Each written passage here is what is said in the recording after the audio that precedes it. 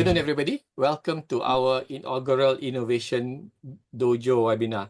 So with me today, I have Magnus from Amplify and Dr. Suraya from Alpha Catalyst. The topic today will be on future of innovation.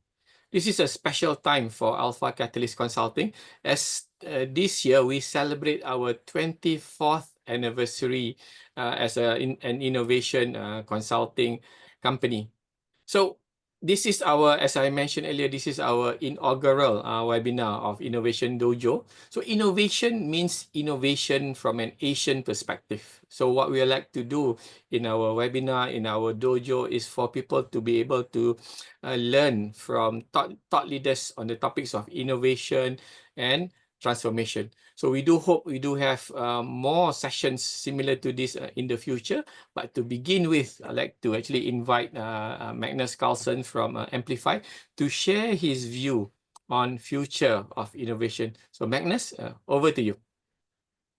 Thank you very much, Azim and Suraya, and congratulations to the anniversary. It's a fantastic achievement. And I'm happy to be here today to share a few perspectives on systematic innovation management. My name is Magnus Carlson.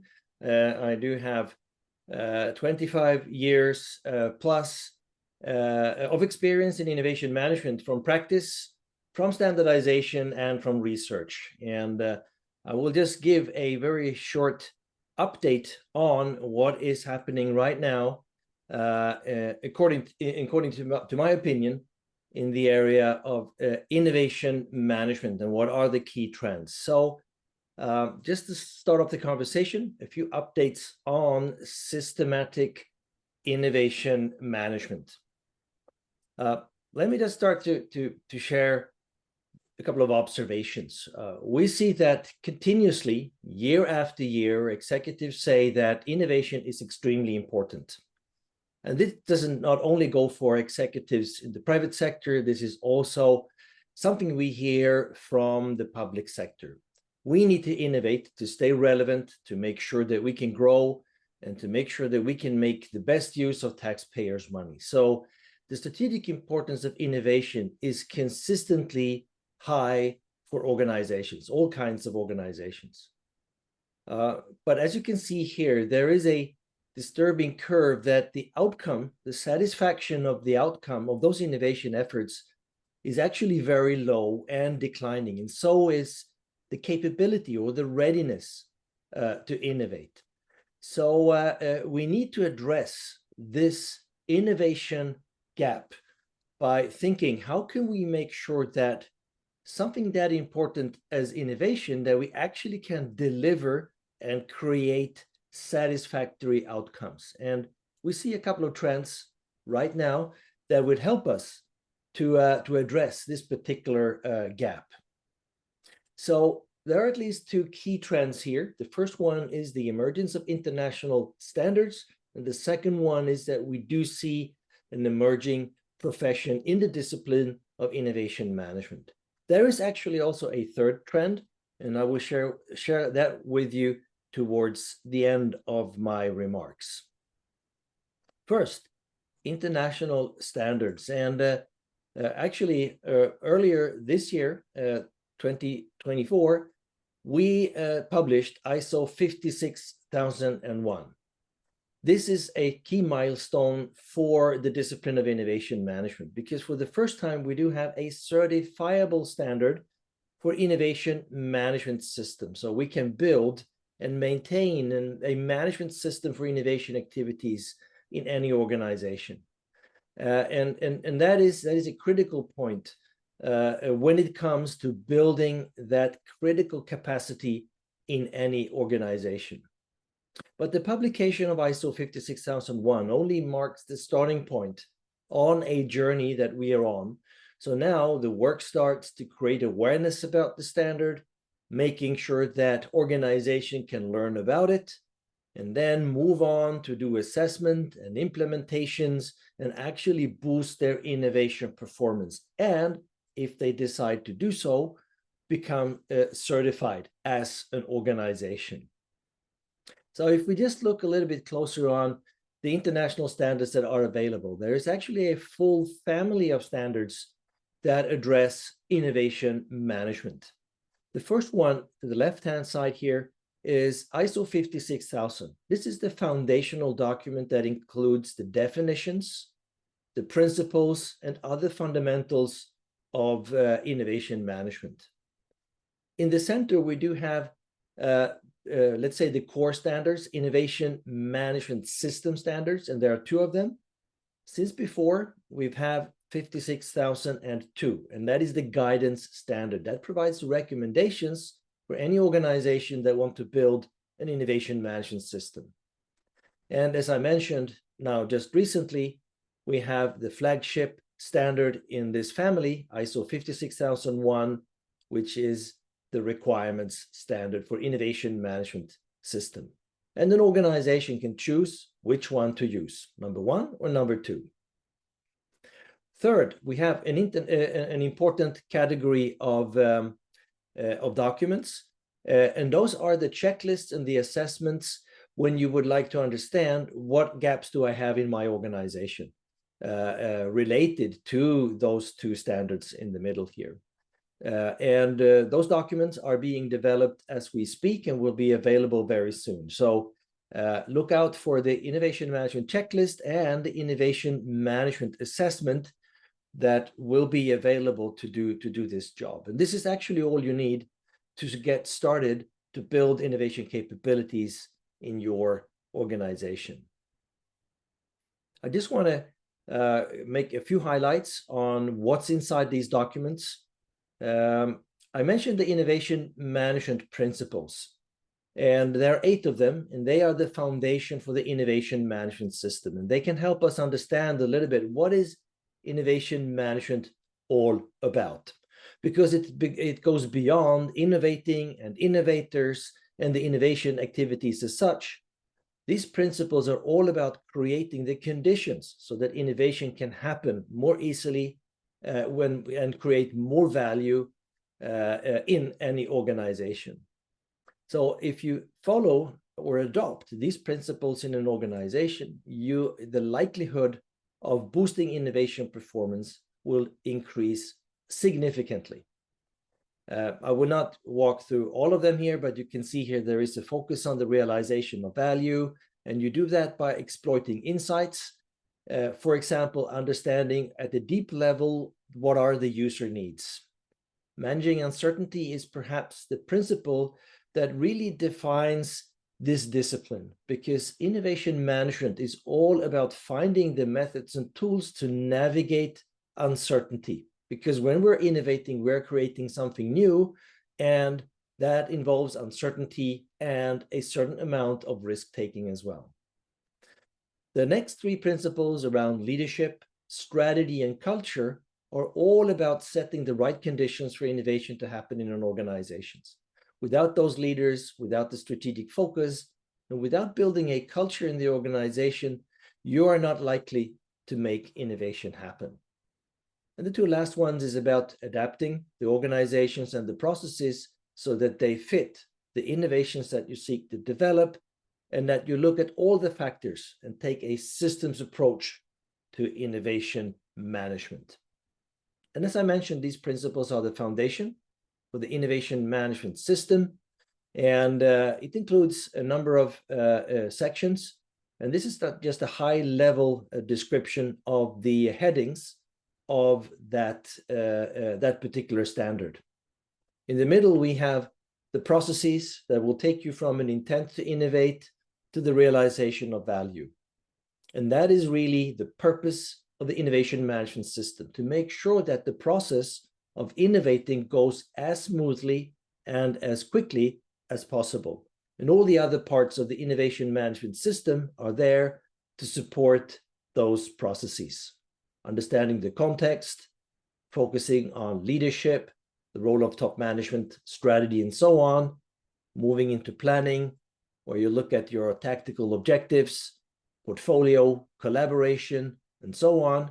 And supporting from below, you have things like time, money, infrastructure, knowledge, and so on. And finally, you evaluate and improve your innovation management system based on an analysis of the capabilities that you have already in place. So just a quick overview of the innovation management system. So what are the main benefits of implementing a standard like this?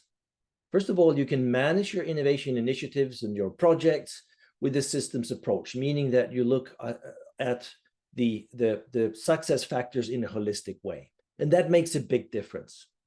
Finally, by following the recommendations in the standard, you can realize higher value faster and with greater precision.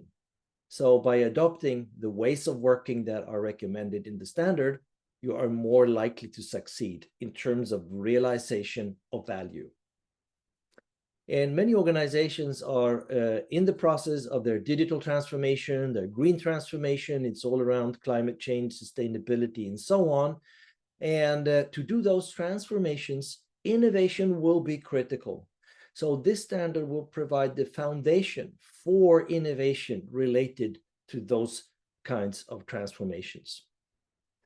Number 4 is around the fact that the standard is creating a common language that will support innovation collaboration. And we know that collaboration is key for innovation to be successful.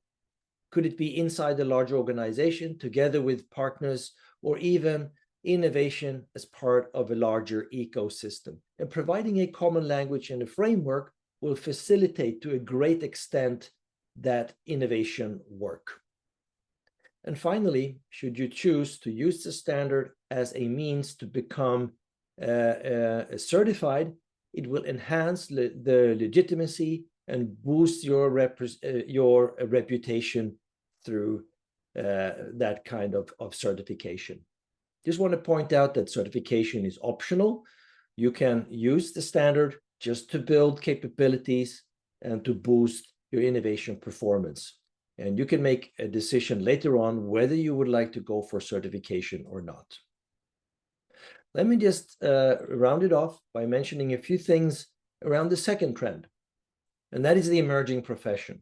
We see that innovation management professionals are becoming more common in all kinds of organizations, public and private organizations. So these professionals are managing innovation or making sure that the conditions are in place in organizations for innovation to be successful. And innovation management is a profession similar to other professions that has been matured before it. Here are just 2 examples: project management professionals and quality management professionals. They've all emerged over time, and gradually they have become commonplace in our organizations. So right now we're on the journey of maturing the innovation management profession. We're not there yet. We're on the way of actually building and creating that profession as we speak. And we see that a professional model is emerging. There is a job description. What is it that you do when you have this profession? There is a competence framework being developed as we speak that talks about what are the competencies you need as an individual to effectively manage innovation in an organization. And as a matter of fact, this is going to become a new ISO standard, 56011, in about 2 years' time. So that is work in progress right now. And based on that competence framework, we are building a body of knowledge. That's what you need to learn to build those competencies. And finally, there's also the option of becoming personally certified. This is an individual, a personal certification, which is different from the organizational certification according to ISO 56001 that we just talked about. But both will be necessary. We will be thinking of developing capabilities in our organizations, and we need to be thinking of developing competencies in individuals to make this happen. And I mentioned there is a third trend apart from international standards and the emerging profession. And we do see that artificial intelligence is moving in a big way to change the innovation management discipline. And together, these 3 trends will actually dramatically transform the work of innovation management going forward. So there is a great likelihood that we could start addressing the gap that I talked about initially around the importance of innovation and the satisfaction of its outcomes. So how do you get started? Well, to get ready, 3 simple steps. First of all, you need to start to understand what is an innovation management system and why it is essential. And right now, there is an awareness gap. So we need to spread the word and start to build that awareness. Second, we need to dig deeper and learn the fundamentals of systematic innovation management.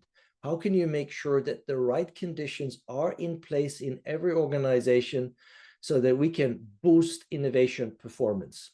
And it's not only about creating good conditions, it's also about removing the barriers that might be hindering effective innovation management. And third, you start by implementing an innovation management system, and you do that by doing a gap analysis, an assessment, and then start to work on those areas that are prioritized by you and your organization. And that might then end up in doing an internal audit to understand if you fulfill all the requirements, and if you decide to do so, move to certification of your organization according to ISO 56001. So that is a short introduction about what is happening in the space of innovation management. And I would say that with the publication of ISO 56001, there are exciting developments ahead for the discipline. So thank you very much, and over to you, Azim. Magnus, thank you very much for this very interesting presentation.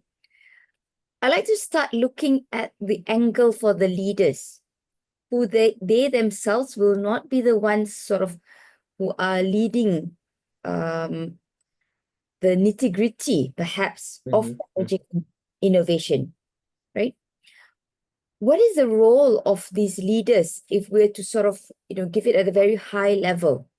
What is the one most important aspect when they attend programs? What is it that they must sort of take away? I think so. Thank you very much. Excellent question, and I think it goes right to the core of what we just talked about, because leadership will be the enabler to the strategic thinking around innovation, to promote the culture of innovation. So all those fundamental aspects that will create the conditions are actually boiling down to the leadership. And as a matter of fact, I talked a little bit about barriers. Very often, leadership is the barrier. They are the blockers of innovation in an organization. So leaders in any organization must start to think about, how can I become not only a present-focused leader, but also a future-focused leader to enable and unlock the innovation potential of my organization. And it goes beyond the people that are just sitting and innovating and managing the teams and so on. It's about all the leaders in the organization that really needs to have a kind of a basic understanding. And they need to appreciate and understand what is innovation and what is innovation management. And typically they have to lead with curiosity and courage, and they have to be role models. So they have to be curious because they need to ask, how can we do things in a better way? How can we serve our customers in a better way? How can we use taxpayers' money in a better way? And that's a curiosity that they need to have. And that leads to insight, foresight, and so on. That's the raw material that they need to use to provide that curiosity. And second, they need to be courageous, because it's not only about asking questions, it's also about being courageous to actually start trying to do things. So what a future-focused leader would say, let's run an experiment. Let's try if this works. Let's try out a new method, a new product, a new service, and then learn from it. And that requires curiosity.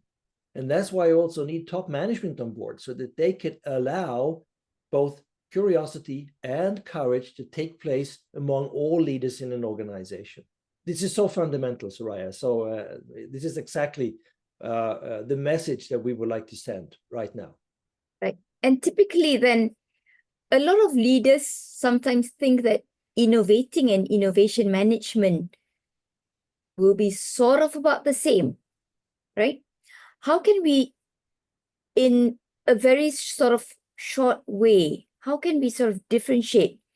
The role of the leader is not about innovating, or they do have to innovate, but in a very different way, as opposed to maybe the rest of the organization, right? And how can we explain to people what is the difference between innovation and innovation management? Leaders, they set the scene, they create the stage, and then the innovators are performing on that stage.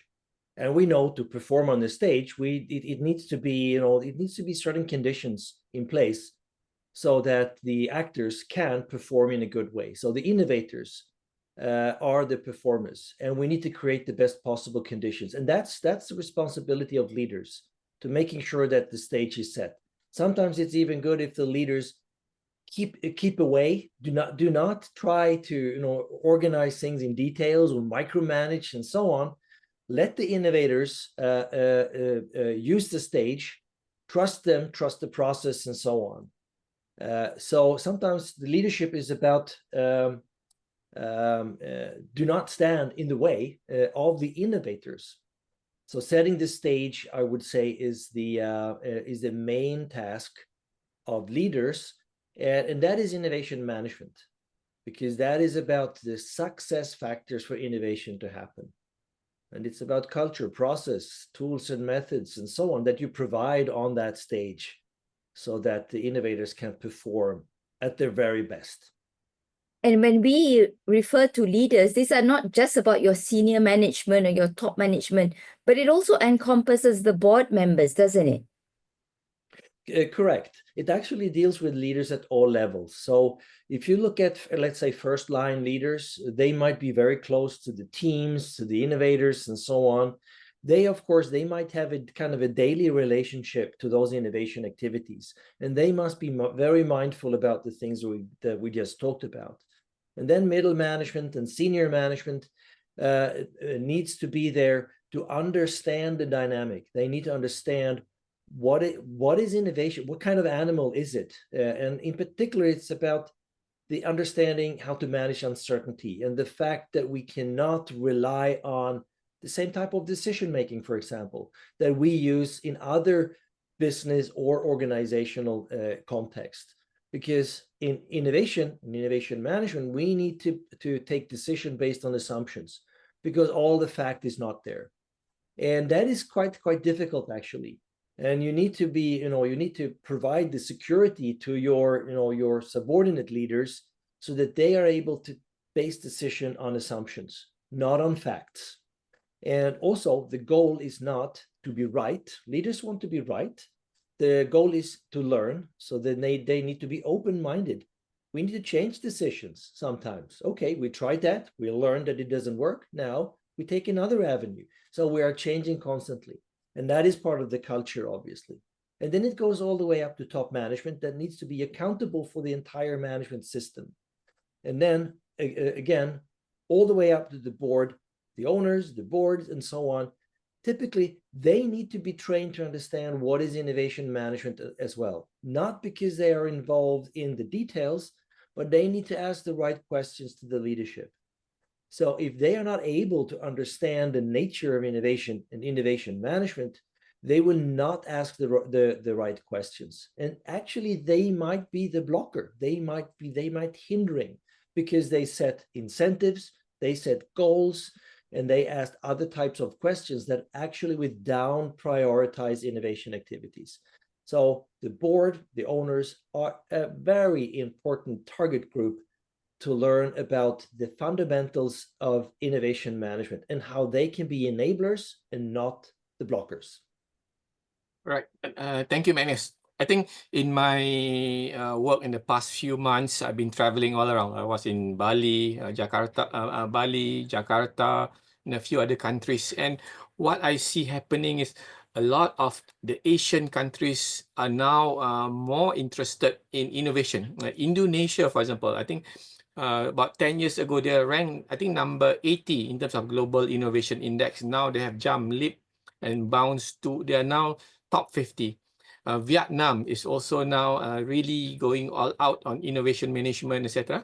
Magnus, could you share what are the trends that you see in terms of interest on innovation? Maybe from a European perspective and your travels, especially what you see happening in China, in Japan, and also I think most recently you were in Thailand. Why are more Asian countries pursuing innovation? What's their driver? Where are they now? Etc. Okay, over to you, Magnus. Yeah, very interesting questions, and we do see the trends. One trend I already talked about, and that is the disconnect. That there is a frustration, and I think that's everywhere. That organizations are trying to innovate. That goes for Europe and the US also, but they are not quite satisfied with their outcomes. And I think that frustration is building because now it's becoming more and more important to innovate, not only to provide new products, but also around services, around processes, around new business models, and so on. And then there is the questions, okay, how do we do this? What are the ways of working? How do we create the right conditions, and so on? Those questions are popping up, and they are becoming more critical. So innovation is not an option, it's an essential activity. And also, I think that the idea of, the concept of innovation is being broadened. It's not only about high tech and some gadgets and so on, and kind of science-based innovation. It's innovation very broadly. For example, public sector innovation that you mentioned before, it doesn't have to do with high tech. It could be how you organize service delivery, how you reach out to local communities, how you provide new types of services that are much more appreciated and much more targeted and make more impact for less taxpayers' money, and so on and so forth. So I think that is starting to widen, and even the OECD have started to analyze what's happening in public sector innovation. And there's a huge potential of actually releasing and creating new value in that space. So I think that goes generally everywhere. In Europe, we see a lot of public sector innovation now emerging. In Asia, I think the situation might be a little bit different. It starts with private sector, and there is the pursuit of growth and creating wealth and so on that is very much in the focus. And a lot of countries in Asia also come to the point where they've developed technology savviness, production savviness, and so on. So they are mastering production, service delivery, and so on in different parts. But now they need to take the next step and not only being able to master the deployment, but also master the renewal, to kind of take that leap to actually lead and not only being a fast follower. So I think that, well, Asia has been a leader in many aspects for a long time, but now I think the pressure is even higher to take the lead and also to broaden the concept of innovation. And we see a great interest in Asia around the standards, because it provides a little bit of a blueprint or a foundation, and it takes the magic out of innovation and innovation management. And I think that the discipline has been a little bit plagued by, you need this, special personalities, and we talks about, the Silicon Valley and the Steve Jobs and so on and so forth. And and that would be great, of course, but there is actually there is a code, there is a DNA that we could codify and actually describe, and that's what we've done now, and that makes it attractive. So we do see that there is a great interest. You mentioned Japan. I was there just a few weeks ago, and a lot of companies are very interested in starting deploying the management system of innovation, exactly what we talk about here. And one company that is very open about what they're doing is Oki Electric, and they have implemented these standards. They are training their staff, they are providing the processes, the methods and tools, they are setting the stage, they're training their leaders, and so on and so forth. So that's just one country that has started to do that. In Thailand, we run a masterclass, and we got great interest both from public organizations, government authorities, and so on, that wanted to learn how does this work, how can we use this in our policy making, and so on, and private companies, obviously they've started to build their innovation capabilities, but they are now seeking to take, to take the next step and to deepen their understanding of innovation management by, promoting their culture, enhancing the capabilities on their leadership, building out their innovation strategies, and so on. So we see that happening also in the private sector. In general, I would say that it's still early days for these standards. We do see a few organizations that have started to adopt them and so on, but we do not have a good track record just yet to see how many organizations that has been certified, because it's still early days. So, but there are many early adopters out there that would like to move down this path. So very exciting times ahead. Magnus, you mentioned about tools and innovation. There's been I think a sort of a trend, and perhaps maybe because of options. A lot of people heading into innovation seem to go for design thinking, you go for agile. What are your thoughts on tools for innovation? There are so many tools, and as you mentioned, design thinking, agile, lean startup, and so on are all great advancements for the discipline. Typically, the tools that people start to think of, and the ones that you just mentioned, they are dealing with the innovation processes. They are around the ways of working and so on. What we now are doing is that we're expanding that toolbox to also think about the enablers, what sits around that. And those are tools for leaders, tools for changing your culture, tools for elaborating your strategy, tools for evaluating your management system, and so on and so forth, that goes beyond the processes, because we very quickly realize that there is a limit to what you can do with the processes alone. And very organizations get frustrated. They might have the best agile approaches, the best design thinking people, and so on. They still cannot put new products and services on the market, because it's all about engaging top management. It's about the culture. It's about the networks and collaboration they're building, and so on and so forth. So actually the constraining factors are outside of that, the operational part of innovation, if you will. So we need to widen our toolbox and really start to think about how can we create those enablers and set the stage so that it's appropriate for boosting innovation performance. So tools are extremely important, but we need to embrace a larger toolbox. Thank you, Magnus. I'd like to build on top of what I think is Suraya's question, because one trend which I saw pre-pandemic, there was a innovation management. Innovation was very popular. Companies were hiring chief innovation officer. But lately, I think with the rise of AI, digital, etc., I see digital transformation somehow ellipsing, taking over role of innovation.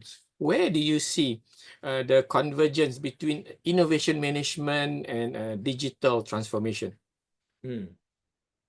Yeah, yes, you're right. We also see this. We even say organizations saying that, well, we don't have time for innovation because we're doing digital transformation.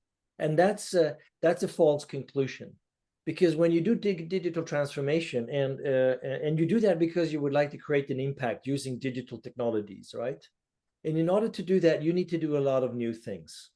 And to do new things, there's a lot of uncertainty. So you need innovation and innovation management. So innovation actually sits at the center of digital transformation. If you would like to make digital transformation more than just maybe very simple stuff, but for the bigger impact, it's about, for example, new business models, new digital business models. That's an important aspect of digital transformations. And in order to do that, you need innovation management. And as a matter of fact, a lot of organizations are going wrong when they are trying to do digital, and they are enforcing digital solutions on problems that are not well researched and understood. So the fact is, if they approach digital transformation with an innovation mindset, they would start to do their foresight, their insight, understanding the problems. And as a matter of fact, then you can deploy digital solutions with greater precision and with higher impact. So innovation management is the enabler to digital transformation. Without it, you risk spending a lot of money with less impact. And as a matter of fact, we see that a lot of money gets wasted on digital transformation done in the wrong way. Thank you, Magnus. Right, I think we are now down to our last two questions. Before I pass the session to Suraya for her question, I'd like to hear your opinion.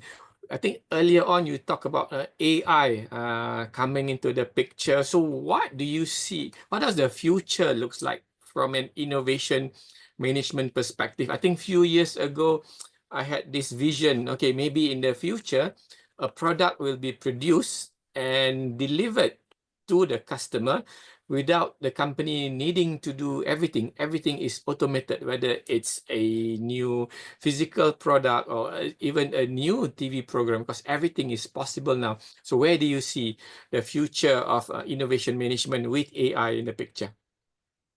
I think AI will influence everything about innovation in various ways, but let's divide it into two areas. First of all, it's about what we're innovating. So there will be new products, new services using AI.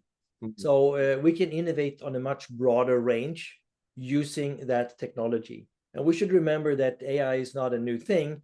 Right now, we're excited about generative AI, but AI in terms of analytics, pattern recognition, and so on and so forth, has been out there for a while. So if we combine all that, that capability that AI can produce, we can make sense of big data, we can produce better public services and so on and so forth based on that technology. So, and that will happen. So, but in order to do that, we need to provide, and again, we talked about setting the stage, innovation management needs to be there for that to happen.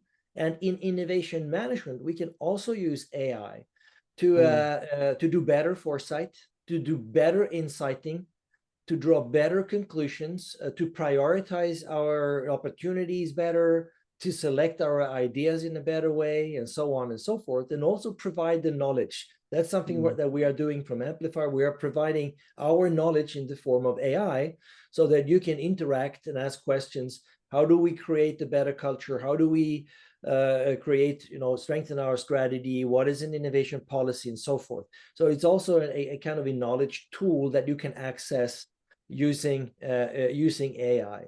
So we will see the transformation of the discipline of innovation management using AI. And particularly interesting, as you were talking about, are the AI agents that can start to act alone. So you can get advisors that actually can start to interact with you or an innovator and lead the innovator through the innovation process by doing that through AI. And that is something that we are actually experimenting with that right now. And it's very exciting to see how the new technologies are enabling us to do better innovation management. That's why that is the third trend that we need to look out for in this discipline. And it's happening now. All those three trends I talked about, they're happening now. If I hear you correctly, we've got AI who's going to help the leaders in terms of how they can go about innovation management. Do we have digital tools then to help the leaders scale innovation and accelerate the culture transformation within the organization? Yes, I think so. I think that is part of that toolbox. So we will give leaders the tools to be able to scale, to coach, to be mentors, and also to be role models. All the things that we would like leaders to be, that can be augmented through AI. However, there is no magic bullet here. So it's not only by buying an app or a system that is AI enabled and think that you're done. It's all about first understanding what exactly is the art and science of innovating, and how can I manage that as a leader. If you don't understand that, technology might even do more harm than good. So you really need to understand that first, and then use technology to augment those capabilities in the organization. But we will see a lot of those things emerging going forward. Right. Thank you very much, Magnus. I think from what you just mentioned to me, I think our topic is that on the future of innovation, but the future is already here. Some organization is already experiencing it. So Magnus, would you like to share, I think, your concluding remark before we end our session? Thank you. I think my concluding remark would be that we're now entering the era of systematic innovation management. So every organization needs to understand, what does that mean for us? Not just in the generic sense, but what does it mean for us? And for the first time, we have codified the knowledge, or if you will, the success factors for innovation to happen in an organization. And that is in these standards. So don't be afraid of the standards. They provide a common language and a framework to actually create that enabling environment and set the stage for innovation to happen. This should be irresistible to any organization, and it is relevant to every organization. So start on that journey now. That is my message, because it will take some time to understand your gaps, start to implement, and so on and so forth. There is a journey ahead of you, but the codification is done, and the support is now there and be provided. So embark on that journey. I am pretty sure it will pay off in a significant way. Thank you, Magnus. And before we end our Innovation Dojo webinar, I'd like to actually inform all the listeners here that we'll be having a masterclass led by Magnus together with me and Dr. Suraya on the topic of leading innovation and transformation in exponential age. It'll be happening on the 20th of February 2025. So what we'll be focusing on is, what is your role as a leader to drive innovation and transformation in your organization. So Magnus, Dr. Suraya, thank you very much for your time. Hope we will meet again soon. Thank you. Bye. Thank you.